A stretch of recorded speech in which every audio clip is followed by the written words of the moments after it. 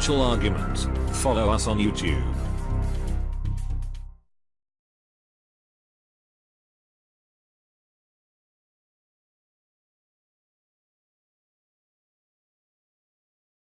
I have a great interview for you guys today. Probably one of the most exciting guys I saw speak at the New Orleans Investment Conference a few years ago. Prior to that, I had not known of him, but since then I've been checking his website frequently. I'm a subscriber. Just somebody who you really want to know, and someone who has high integrity in this business, which is extremely important because ultimately I don't care what the story is, it's going to come down to the people. And our guest today is an expert in investing, and especially when it comes to those under-the-radar ideas out there. He's traveling all over the world, kicking tires, talking to the CEOs, looking for those deals that you want to position yourself in. Our guest today is Nick HODGE. He's the founder and president of the Outsider Club. Nick, thanks for joining us. Daniel, it's a pleasure to be back on. I appreciate the opportunity. Well, hey, Nick, as we do this interview, funny thing, I think the last time we spoke about a silver deal that was going to have a merger, I see the stock has halted. So we might even have an update on that one in a few weeks, I guess. That's right. The halt for Golden Arrow just came across my desk as well. They're supposed to have an announcement with Silver Standard on their two deposits in Argentina, the Perquitas Silver Standard mine and the Chinchillas deposit from Golden Arrow. So stock's halted. News isn't out yet, but it could be interesting for sure. We'll see. Well, hey, on the junior front, obviously investors experienced just a parabolic move in many of these companies. The high quality companies, of course, led the way. This past 6 months, and especially in 2017, it's almost had that bear market feeling for a lot of people. What is going on with the junior sector right now? And is this kind of sluggish and no bid market, has it run its course? Is it time for a turnaround back to the upside? I think certainly you see higher gold prices over the next 18 months. I think that there's a lot of volatility in the gold space in the short term. The markets are trying to figure out where capital needs to go with, Fed raising rates and indices in the U.S. like the S&P and the Dow Jones breaking records, and shakiness in the international markets with things like Brexit and trouble still in Greece and upcoming elections in Italy. So I think it's just a volatile time. We saw gold get pounded down from $1,300 late last year to just below really $1,200 in the past month or so. So we can see how fast it can move. But I think in the long term, $1,300, $1,400, $1,500 gold in the next 18 months is very easily achievable. It only takes a little bit of money flowing out of equities that are at, bubble levels, in my opinion, to really inflate the gold sector. It's a really small space. And of course, it doesn't take money coming into the juniors to make them really run as well. We saw that early in 2016, and I think we'll see that again here coming soon. So some of the smart money that I know is taking this opportunity really to leverage into some of the best names with the best management and the best quality assets here before, the next leg up comes, which I think is coming. Yeah, from rate hike to rate hike, it just keeps gold, the physical gold keeps going up. And of course, the GDXJ is up dramatically in the last year and a half since the first rate hike in December of 2015. Do you anticipate more rate hikes, and do you anticipate the trend to continue? For every rate hike we get, we see a more positive gold price. I think so. I think the gold price is going to move higher in tandem with the Fed rising. I think that the Fed is fighting Trump right now, right? He wants to have infrastructure stimulus and tax cuts, and they want to sort of temper that with rate increases at the same time. And again, I don't think that Trump is going to be successful. We saw them fail with the healthcare here in the past couple of weeks, and it's not looking good to get tax reform passed or an infrastructure bill. And so I think that you're going to see some disappointment in the market, and the so-called Trump bump is going to fade. And again, just a little bit of that money coming out of broad-based equities, the S&P 500 and the Dow Jones, and moving into equities listed on the TSXV is proportionally, going to send juniors up much higher.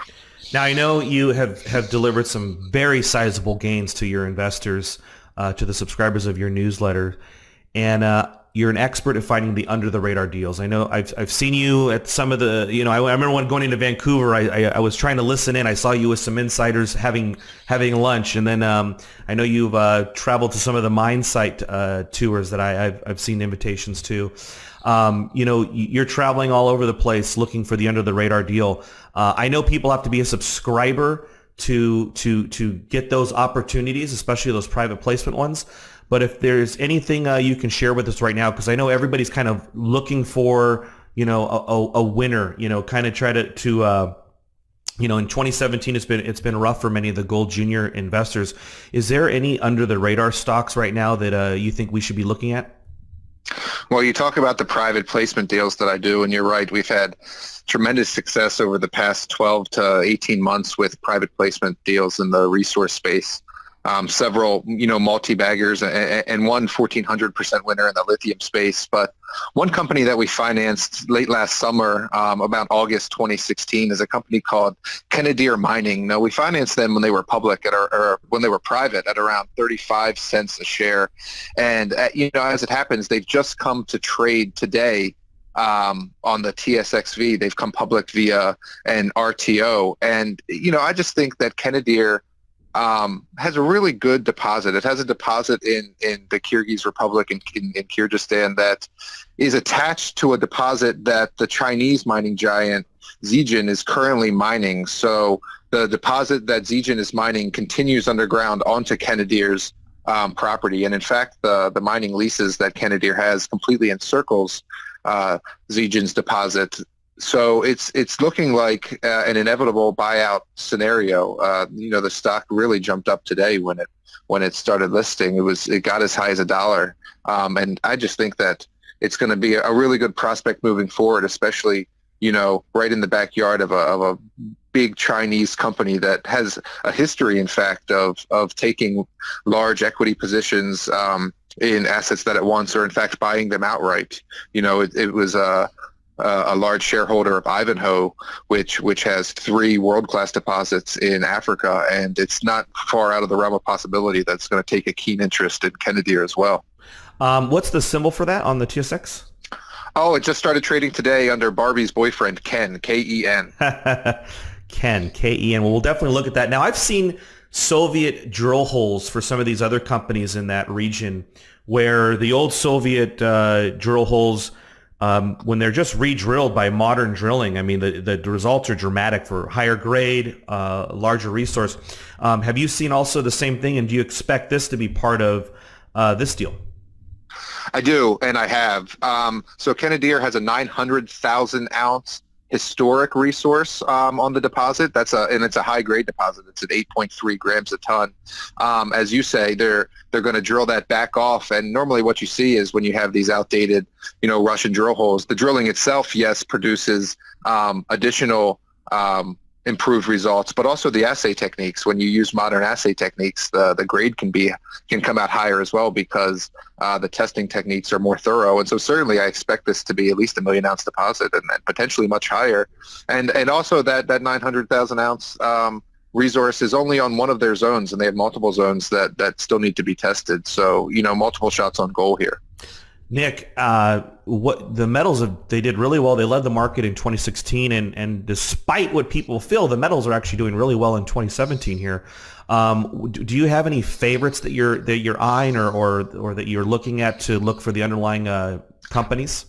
There's a legend in this business named Mr. James Dines who writes the Dines letter, and he's been doing that since 1960. He's sort of the father of the financial newsletter business, and certainly, one of the fathers of the gold bug and hard money movement. And he says that we're in an invisible bull market for these metals. And, one of the calls he's made lately is that, if you can believe this, that silver is going to trade higher than gold. So that means, silver either trading above $1,200 or gold significantly going down. But his bet is on the former. He thinks that silver is going to skyrocket so much that it's going to surpass gold. And I think that, silver as the poor man's gold is just tightly coiled right now. And I think you could see it, spring much higher along with gold, obviously. But, I like silver a lot right now. No, I've always liked it too. And I remember when I first started researching silver, I don't know, 6 or 7 years ago, I actually asked Ted Butler, why isn't it trading for at least equal? Just like platinum and palladium have swung like that, where that one has been higher than the other. Silver, there's less physical above supply. There's more reason to own it. There's more purposes for it. So yeah, silver. So now do you also advocate physical ownership of silver, or do you like the ETFs?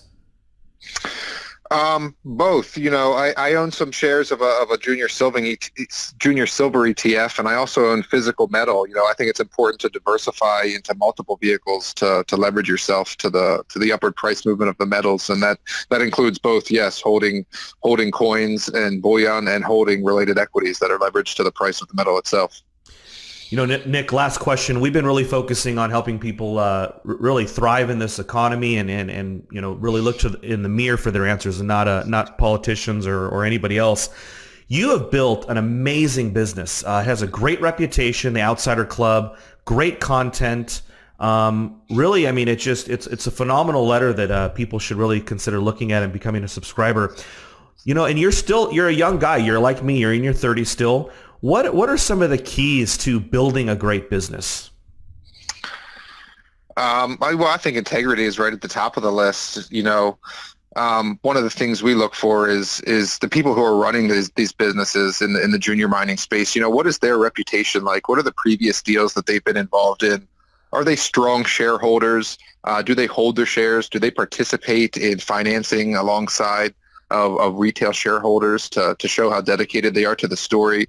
And do they really give the company an opportunity to deliver for shareholders? And by that, I mean, are they really putting their capital into the ground? Are they really trying to discover a deposit if it's an exploration company? Are they really trying to develop a project and de-risk a project, towards some goal, whether that's a PEA or PFS or ultimately production at some point? I think, just really being a high stakes when it comes to talking to shareholders about these companies, because as you know, in the junior mining sector, there's a lot of murkiness sometimes. And I think just coming across as a straight shooter, as